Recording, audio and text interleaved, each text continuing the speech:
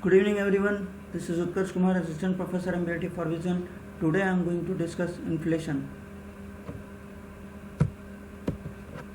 Basically, I want to tell you what is inflation basically, or what do you understand by inflation. When this word comes into your mind, then what do you think that what inflation is? It is basically the increase in the price. When there is increase in the prices of a particular commodity or the things what we use in our daily uses, like if the cost of the product or the FMCG, if the price of the FMCG products increases, then this is termed as inflation. इसे हम एक तरीके से और भी जान सकते हैं, इन्फ्लेशन का मतलब महंगाई होता है। जब हम डेली यूज़ का कोई भी प्रोडक्ट यूज़ करते हैं, या कि फिर अगर हम जो रोज़मर्रा की ज़िंदगी में जिस चीज़ों का यूज़ करते हैं, अगर उसकी कीमत बढ़ जाती है, तो इसे हम इन्फ्लेशन से रिलेट करते हैं, इसे हम इन्फ्लेशन बोलते हैं। Like let's see through the slide, inflation is a sustained increase in the general price level of goods and services in an economy over a period of time. It means that inflation is a sustained increase. It means that sustained means slowly improvement, slowly increase in the price of the general price of a level of a commodity, means generally or normal goods, or the price of normal goods and services what you are using in our daily life. If the price and time to time its price gets increases, then this is termed as inflation.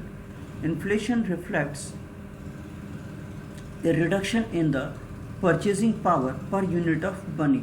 It means that whatever the inflation reflects, it reflects that the purchasing capacity or the purchasing power of the customer gets reduces or gets decreasing day by day.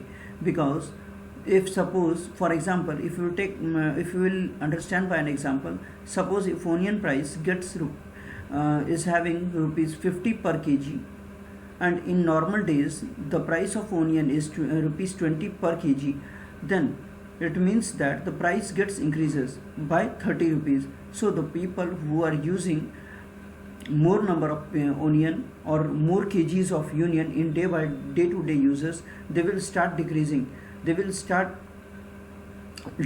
the amount, or they started decreasing the quantity what they are using in the daily uses. Now inflation is one of the obstacle on the way of development. It means that it is a obstacle means if you talk about in Hindi, obstacle means badha. This stops the development. It means that if the price of a commodity increases, then it directly affects your pocket, and your pocket because your salary, and also in the sense of money, your salary do not get increases day to day, or on the regular basis or a particular time period. It do not get increases, but the price of a commodity is increasing day by day. So this is a great obstacle, or this is a big obstacle, this is a big hurdle in the way of development. Now if you talk about the history of inflation, so in the course of history many different forms of money have been used. So now if you talk about in the current scenario, or nowadays our economy is globalized. Now whenever we talk about our money, then it is compared with the US currency. We always compare our money or our value of money with the United States of America, means dollar. We always compare our money, or the dollar decides what will be our value according to because United States of America is the superpower. It is the superpower in all the sectors, either in defense, either in economic sector, or either in United Nations.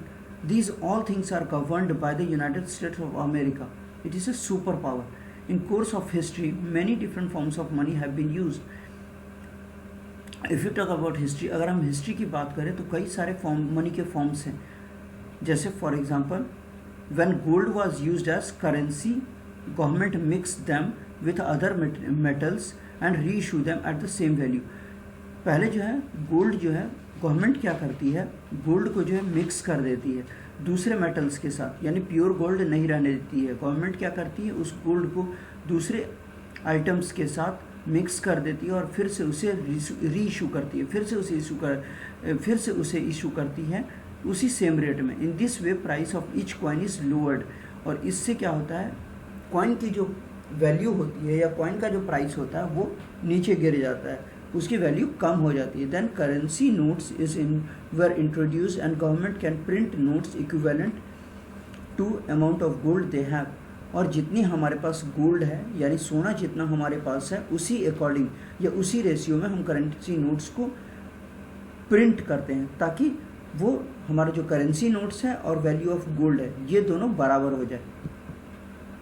Now methods of measuring inflation, हमारे पास कई तरह के methods हैं inflation को measure करने का। तो basically हमारे पास 3 तरह के मेजर्स हैं, CPI जिसे हम बोलते हैं consumer price index, wholesale WPI wholesale price index, और SPI sensitive price index.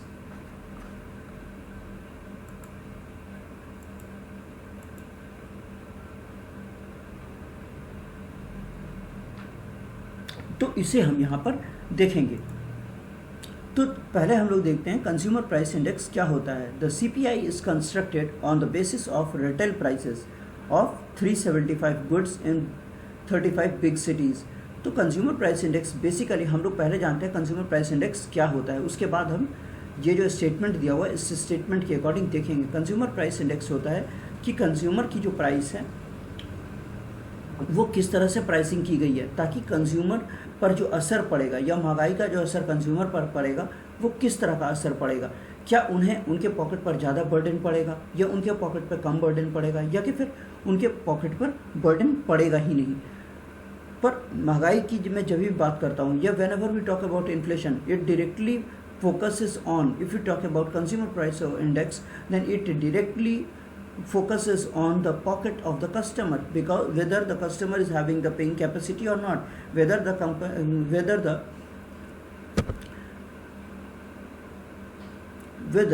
in this way we can see that whether the customer or consumer is able to pay that certain amount of money for purchasing that particular product. So it decides by this indicator, by CPI indicator, we will be able to analyze that what is the condition of the customers, or what is their paying capacity, or what type of products he or she is able to purchase. So the CPI is constructed on the basis of retail prices. So obviously if you talk about consumer, then consumer buys the commodity in the retail, like 1 kg, 1/2 kg, or 1 piece or 2 pieces. In this way the consumer purchase that particular commodity or purchase that particular product, and this also decides the cost of living of the urban consumers, that what is their cost of living. And obviously whenever inflation arises, or whenever inflation starts, or whenever inflation comes, then obviously it affects the cost of living of the consumers. Their cost of living will increase, because by increasing the price of a commodity, the cost of living or the standard of living of a people will decrease. The standard of living will decrease, and the cost of living will increase, because the salary is limited, but he have to spend more and more amount for to buy or to purchase that particular commodity. So now WPI, second is WPI, wholesale price index. This really affects the wholesale customers or wholesaler who purchase that product, or who sells the commodity in the wholesale rate, means who sells the product in a bulk. Now जैसे कि wholesale price index क्या होता है, जैसे हम लोगों ने बात किया था कंज्यूमर प्राइस इंडेक्स, तो हमने यहाँ रिटेल की बात की थी। होलसेल प्राइस इंडेक्स क्या होता है, यहाँ बल्क में चीज़ों को हम देखते हैं, यानी जो यहाँ रिटेलर्स हैं या होलसेलर जो हैं, होलसेलर और रिटेलर को हम लोग होलसेल प्राइस इंडेक्स में रखते हैं, क्योंकि वो लोग कोई भी प्रोडक्ट अगर या कोई भी कमोडिटी को अगर परचेस करते हैं वो बल्क में खरीदते हैं, यानी ज़्यादा अमाउंट में खरीदते हैं। यानी आप वो कार्टून्स में खरीदते हैं या कि फिर कैरेट्स में खरीदते हैं, जबकि हम और आप जैसे कस्टमर्स या नॉर्मल जो कंज्यूमर है वो पीसेस में खरीदता है या कि फिर केजीज में खरीदता है, पर होलसेलर जो है वो हमेशा बल्क पे अपनी कमोडिटी, तो इसका असर सीधे तौर पे उन पर भी पड़ता है, क्योंकि अगर होलसेल की प्राइस इंक्रीज होगी तो ऑब्वियसली वो है उनके ऊपर भी इफेक्ट होगा। कल जो होलसेलर्स हैं हमारे पास, या अगर मैं रिटेलर्स की बात करूँ या होलसेलर की बात करूँ, तो वो उतना उस रेशियो में प्रोडक्ट को परचेस नहीं करेंगे, या उतने लेवल पे या उतने कैरेट्स वो परचेस नहीं करेंगे, क्योंकि ऑब्वियसली है कि उनकी प्राइसेस जो है वो इंक्रीज हो रही है कमोडिटी की। अब सेंसिटिव प्राइस इंडेक्स की बात, जैसा कि हम सेंसिटिव का मतलब जानते हैं, पहले सेंसिटिव का मतलब होता है जो काफ़ी सॉफ्ट होता है, जो, और ये चीज़ हम इसलिए यहाँ पर रखते हैं कि उसकी प्राइस बढ़ने से पूरी की पूरी इकोनॉमी हमारी क्रश कर जाती है या हमारी इकोनॉमी पर काफ़ी बर्डन पड़ जाता है। नॉर्मली सेंसिटिव प्राइस इंडेक्स को हम लोग पेट्रोलियम, डीजल इससे रिलेट, या सीएनजी, पीएनजी, एलपीजी, इससे हम लोग रिलेट करते हैं, क्योंकि इसकी ये जो है ये काफ़ी सेंसिटिव होते हैं, क्योंकि अगर इनकी हल्की सी भी प्राइस 1 रुपीज़ भी अगर ये इंक्रीज करता है तो इसका सीधा तौर पे असर जो पड़ता है हमारा वो प्रोडक्ट्स पे पड़ता है, क्योंकि ट्रांसपोर्टेशन कॉस्ट इंक्रीज होती है, और ट्रांसपोर्टेशन कॉस्ट जब भी इंक्रीज होगी या जैसे ही ट्रांसपोर्टेशन कॉस्ट हमारी इंक्रीज होगी तो इसकी वैल्यू क्या है, ऑब्वियसली प्रोडक्ट्स की जो वैल्यू है, ये प्रोडक्ट्स की जो प्राइस है वो ऑटोमेटिकली इंक्रीज करना स्टार्ट कर देती है, वो इंक्रीज होना स्टार्ट हो जाता है। Now highest rate of inflation in India, अब हम लोग हाईएस्ट रेट की बात करेंगे जो सबसे ज़्यादा बढ़ता है हमारी कंट्री में। The rate of inflation was highest in 2008 due to the steep rise in food inflation. हमारी जो हाईएस्ट रेट इन्फ्लेशन थी वो 2008 के अंदर थी, क्योंकि उस टाइम काफ़ी ज़्यादा रिसेशन था, और इसका सबसे बड़ा रीज़न था हमारी फूड प्राइसेस इंक्रीज़ होना। हमारी फूड की प्राइसेस जो हमारी एफएमसीजी प्रोडक्ट्स है इसकी प्राइस काफ़ी ज़्यादा इंक्रीज़ हुई थी, जिसका असर 2008 में देखा गया था, और ये पूरे वर्ल्ड को इफेक्ट किया था। It affects the all over the world, but here we are talking about only India. Then because in that time there was shortage of water. At that time we do not get sufficient amount of rainfall in our country, so it affects our food. So the prices of our food materials or our food grains gets increases. उसकी कीमत जो है, food grains की कीमत जो है वो बढ़ गई, और इसी चलते हमारे यहाँ 2008 में काफ़ी ज़बरदस्त जो है महंगाई बढ़ी थी। Non food inflation also showed increase of 19% as compare to 6.8% of last year. अगर हम नॉन फूड इन्फ्लेशन की बात करें, नॉन फूड मतलब फूड के अलावा, खाने की चीज़ों के अलावा, और उसकी प्राइसेस जो है जैसा कि लास्ट ईयर हमने देखा था 6.8% था, और इस बार हमने देखा 19% उसकी इंक्रीज हुई। आप इसी बात से समझ सकते हो वो ट्रिपल टाइम्स। 6.8 की अगर मैं बात करूँ, इसको अगर 7 आप कंपेयर करते हो तो ऑब्वियसली हमारी 3 टाइम्स हमारी जो इन्फ्लेशन है वो इंक्रीज़ हुई, हमारी महंगाई 3 टाइम्स बढ़ी नॉन फूड मटेरियल्स की, क्योंकि सिर्फ फूड ही इसका नहीं होता है, इसके रीजंस होते हैं। हमारी रॉ मटेरियल्स महंगी हो गई, हमारा ट्रांसपोर्टेशन, हम उसके बाद जाके हमारी जो कॉस्ट ऑफ प्रोडक्शन है, प्रोडक्शन कॉस्ट इंक्रीज़ हुई, और ये तमाम चीज़ें जो है उसके पैकेजिंग महंगी हो गई। तो ये सारी चीज़ जो है यहाँ पर हम लोग कंसीडर करते हैं। In the international market oil prices and food prices drop, और इंटरनेशनल मार्केट में क्या हुआ, महंगाई बढ़ने से क्या हुआ, हमारी ऑयल प्राइसेस है और हमारी फूड प्राइसेस है वो ड्रॉप्ड हो गई, वो नीचे चली गई। In India due to depression of rupee domestic inflation rate was increase. अगर मैं इंडिया की बात करूँ, यहाँ पर हमारी जो रूपी की वैल्यू है वो लोअर हो गई, यानी रुपये की जो वैल्यू है नीचे आ गई, वो डिप्रिशिएट कर गई, यानी काफ़ी कम हो गई उसकी वैल्यू। अगर मैं यहाँ पर कम इसलिए यूज़ कर रहा हूँ क्योंकि हम लोग, मैंने आपको पहले भी बताया था और एक बार फिर से बताता हूँ, हम लोग जो अपनी कंपैरिजन करते हैं वो अपनी रुपये की कंपैरिजन हमेशा डॉलर से करते हैं, और डॉलर डिसाइड्स करता है कि हमारी वैल्यू क्या होगी, हमारी वैल्यू ज़्यादा होगी, हमारी वैल्यू कम होगी। It totally the dollar decides whatever the price of our rupee will be. Now domestic inflation rate was increased. Obviously when the value of rupee gets decreased, or when the value of rupee gets depreciated, then the domestic inflation rate was increased. Then the domestic inflation means the inflation of that particular country gets increased. उस particular country की जो है value वो increase कर जाती है, यानी बढ़ जाती है वहाँ। Now current situation of inflation. अब मैं बात करूंगा करंट सिचुएशन की। करंट सिचुएशन का मतलब होता है अभी करंट में हमारे यहाँ क्या सिचुएशन है।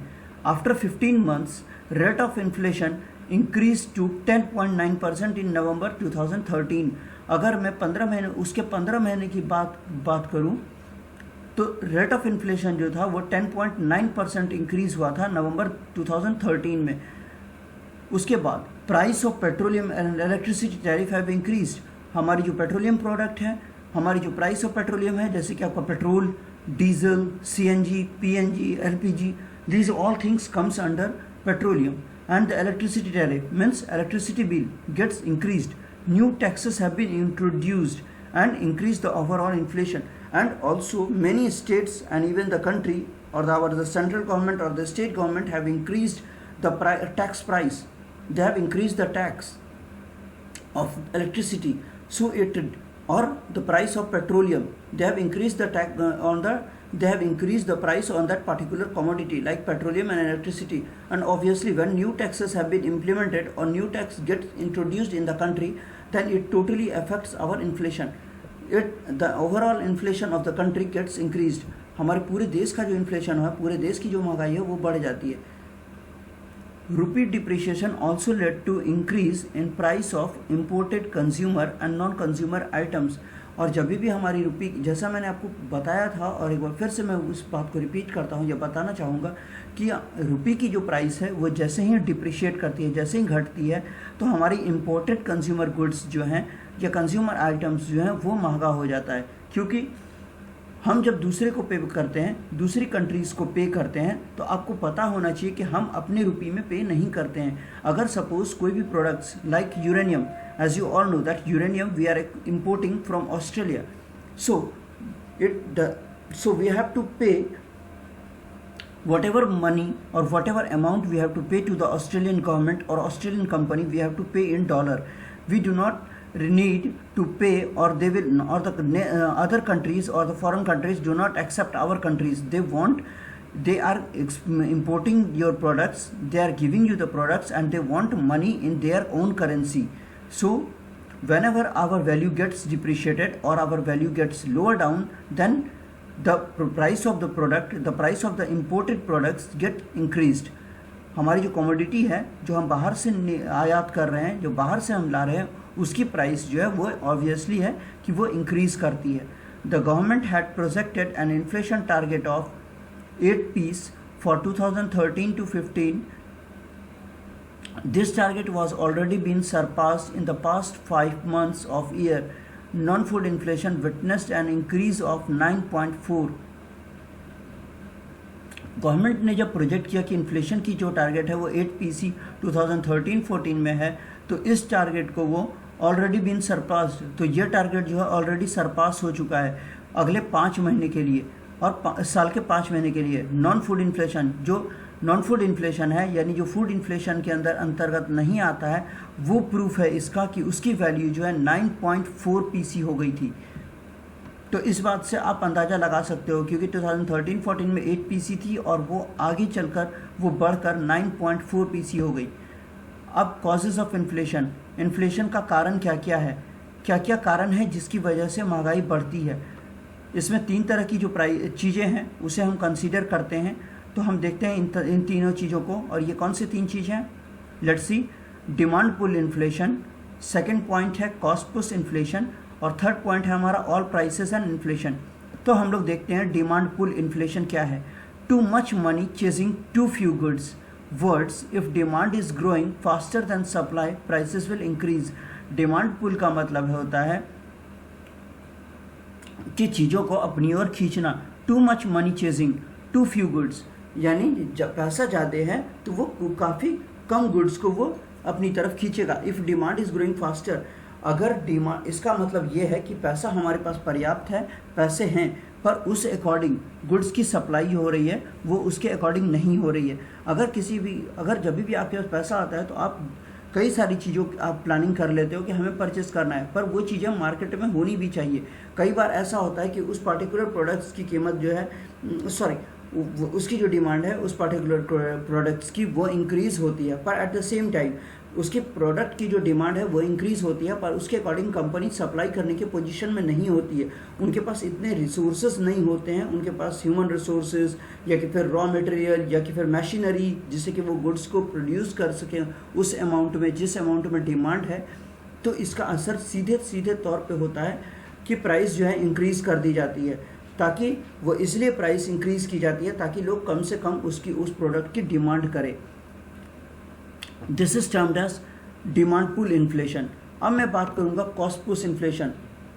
जब कंपनी की कॉस्ट ज़्यादा हो जाती है, यानी प्रोडक्शन कॉस्ट जब ज़्यादा हो जाती है, किसी भी प्रोडक्ट की कॉस्ट जब ज़्यादा हो जाती है, they need to increase price to maintain their profit margin. तो वो इसलिए भी अपने प्रोडक्ट्स की प्राइस को इंक्रीज करते हैं ताकि उनकी प्रॉफिट मार्जिन जो है या प्रॉफिट रेशियो जो है उनका, वो उन्हें मेंटेन कर सकें या उसे इंक्रीज कर सके। क्योंकि कंपनीज जो भी होती है वो हमेशा उनका प्राइम टारगेट होता है कि मैं प्रॉफिट मैक्सिमाइजेशन, इस टारगेट के तहत कंपनी काम करती है या कोई भी बिजनेस हाउसेस काम करती है। तो कंपनी इसलिए भी अपने दाम को बढ़ाती है ताकि वो अपनी प्रॉफिट्स को इंक्रीज कर सकें।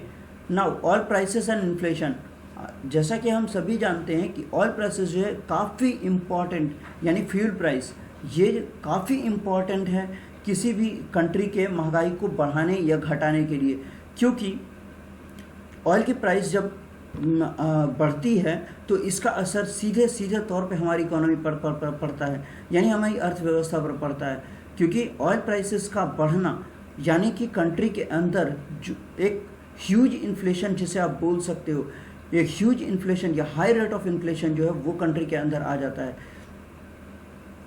और इसीलिए ऑयल की प्राइस ही डिसाइड करती है महंगाई को, क्योंकि वो डायरेक्टली एंड इनडायरेक्टली अफेक्ट करता है हमारी कंट्री के इकोनॉमी पर। Oil is a major input in the economy. As oil prices moves up और down, inflation follows in the same direction. It means that whenever the price of oil increases or decreases, then the inflation follows the same direction. It means the inflation follows the same direction what the price of it. It basically means that the oil prices decides the rate of inflation. If the price of oil goes up, then the inflation will also go up, and if the price of the commodity or if the price of oil comes down, then obviously in that scenario or in that ratio the inflation rate will also lowers down or comes down. Now, value of US dollar. As many times I have discussed that United States of America is the superpower and it only decides it. The US dollar decides what will be the value of our money, or whatever the value will be of our money. Like $1 is equal to, if you will always see, it fluctuates from 70 rupees to 80 rupees. In middle of the 70 to 80 rupees, it means that if I have to take $1 or I have to purchase $1, then I have to pay 70 to 80 rupees to the US government or to the US person. Then only I will be eligible to purchase $1. So by this scenario or by this definition, you will be able to know that what is the value of dollar. So the value of dollar decides the inflation. The value of a dollar is observed in terms of purchasing power. As I have discussed earlier and again, the value of dollar, whatever will be the value of dollar, it decides our purchasing power. That what is our purchasing power. When inflation goes up, there is a decline in the purchasing power. Obviously, if the inflation goes up, it means if the inflation will be higher or the price of the product gets higher and higher, then the purchasing power, whatever the person or whatever the consumer or the customer purchase that product, it gets declined. Sometimes they do not have the sufficient money, or they do not have that much amount of money to fulfill their basic needs. Now, international loans. The next step is international loans. Whatever money we have borrowed from the other countries, we have to repay them back with the interest, and that interest should be in that scenario, or in the dollar, or in the taka, or if you talk about in the dinar. It depends upon the countries from which we have taken the loan. So international loans always decides it always takes interest in their own currency, and we have to repay them back, or the country who has taken the loan, they have to return back with interest in their own currency. So as nations borrow money, they have to deal with interest, which in the end cause prices to rise as a way of keeping up their debts with their debts. It means that it totally depends upon the interest. Whenever the price of whatever whoever country or whichever country is borrowing money from other countries, they have to repay them back with the interest, and it obviously decides they have to increase the price of the commodity if the country have to repay the money back to the countries. Now federal taxes, as the taxes rise, if the price of the commodity or taxes on that particular commodity gets increases or they gets rises up, then it totally depends upon, it acts as a burden to the customer, it acts as a liability to the customer, because suppliers often pass on the burden, because the supplier or the companies surpass the burden to the consumer. Whatever burden the government puts on them, what the suppliers do or what the companies do, they just transfer the burden to the consumer. They collect that money which they have taken or which they have paid in the taxes, they are just taking from the